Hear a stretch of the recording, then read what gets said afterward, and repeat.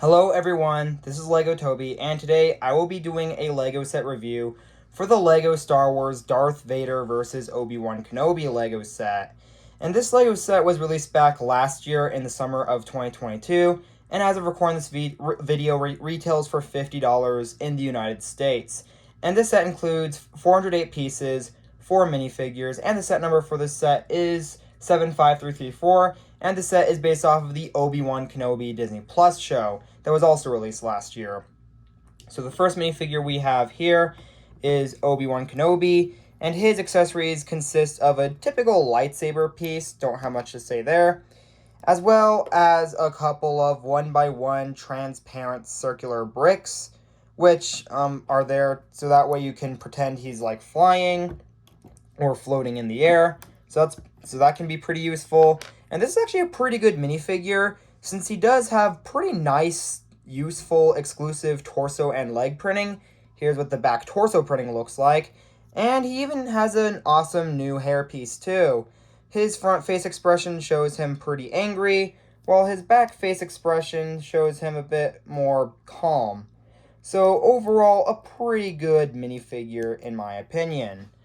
So, with that being said, we shall go ahead and officially move on to the next minifigure, that of course being Darth Vader, the most iconic movie villain of all time. And at first glance, he may seem like a typical Darth Vader minifigure, with a typical lightsaber piece, as well as a typical cape.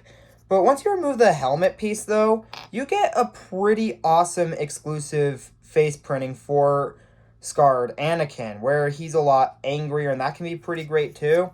Here's what the back head printing looks like, and in general, it's a pretty awesome face print if you ask me. Not only that, but Darth Vader also comes with pretty detailed torso and leg printing, as well as pretty nice back torso printing, and he even comes with arm printing on both sides, which it's so nice to see that Darth Vader with arm printing has become this common and normal now. And it's just so awesome seeing that become the norm. And next up, we have Tala Durith, who is another exclusive minifigure to this set, at least I believe in terms of arrangements. Once again, she comes with a typical blaster, don't have much to say there, as well as an Imperial officer helmet. And I believe this face print is exclusive because it's not really dual-sided, though I could be wrong. But she comes with pretty nice torso printing too, and has back torso printing as well. But again, I don't have much else to say about this minifig beyond that. And last but certainly not least, we have Ned B, which is easily the best minifigure in this entire Lego set. He comes with this interesting club build that has a ton of interesting nice part usage here. We have this new piece that I don't think I really took a look at any Lego sets that has this new piece as of yet. I mean, it's not really as new anymore, of course, because it's 2023 now, but I still really like this piece personally. This, I could see, can have many uses. And we also have this piece here, as well as a roller skate piece. And all of that culminates into this really intriguing club build. That's just so interesting for what it is. But not only that, but this minifigure in of himself is just amazing for what it is. Like, this is like on the level of a CMF minifig, I'd say. Where on the back we have exclusive printing on this, I don't know what to call this piece exactly, but it's a really great exclusive print to this minifigure. And we just have this stud with a attachment point at the end. Many people like to think of this as the Among Us piece. And this right here is just one giant mold in of itself that's exclusive to this set. What an amazing minifigure mold. Unfortunately, the rest of the minifigure isn't too interesting, though he does have some nice exclusive leg printing, but no torso or arm printing. It is interesting how he has a blue arm on the right arm, and his left arm is the typical yellow we see with the rest of the figure. But in general, easily the best minifigure in this entire Lego set. But with that being said, we shall now go ahead and take a look at the build itself, which at first glance, yes, this may seem like a pretty ugly desert build, but the thing is that that's what the set is supposed to be. an ugly desert land build of gray sand everywhere. And honestly, it's pretty well executed on that note. Like, it really does look like sand over here. And we also get this thing here that you can spin around, I guess. Lift this open, and you do get some, like, fire in here. Have no idea what this really is supposed to be, but it's a nice side build nonetheless. And then, moving on to this angle here, we, kind of reenacted a play feature a bit early on. So let me just try and fix that up. In the meantime, we also have this really interesting tower build here. And then over here, we have a interesting side build where you can actually press this and, like, kaboom, a ton of crates just blow up. Or you can just rearrange it back to the way it initially was, putting all the 1x1 transparent orange cheese slopes in there, and if you just press hard enough, there we go, that's what I needed. You can just bump this thing all together. So this set does have a ton of really interesting play features for what it is. So with that being said, yeah, and then over here, you may also notice that there's a stud here, and that's so that way you can place a minifigure to pretty much try and attack the enemy. And then going back to the front area, you may also notice that there are a couple of circular plates that you can move around like this, mainly because so that way you can have Obi-Wan Kenobi and Darth Vader pretty much duel like this, like as if you're like a DJ or something. So that's always pretty neat. But I think one of the more interesting play features about this set is the fact that you can pretty much do this and pretty much have fire like go separate between Darth Vader and Obi-Wan Kenobi. And in general, the very idea of this set's pretty interesting, where it recreates a pretty dark scene from the series where Darth Vader attempts to burn Obi-Wan Kenobi. So that is a really interesting detail, but it does make it seem like a duel, but still, it is an interesting idea for a LEGO set. And if you want to revert it back to the way it was, you can just do that. And that's pretty much everything I have to say about the main build of the set itself.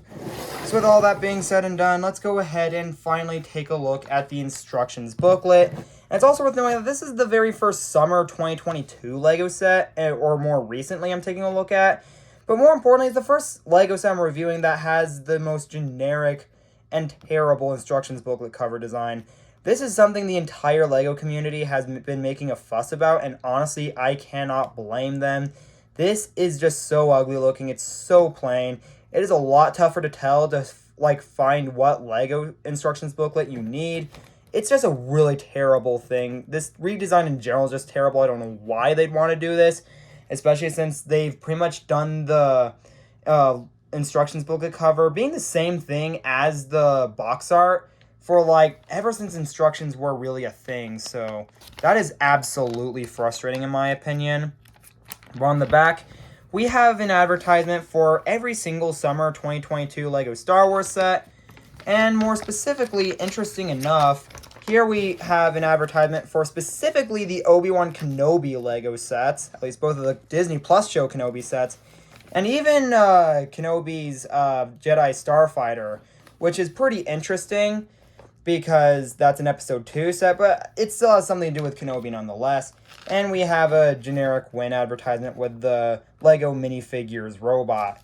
So with that being said, yeah, here are my final thoughts about the LEGO set. So this is probably one of the more interesting LEGO Star Wars sets to come out the last couple years, mainly with the controversy this set has.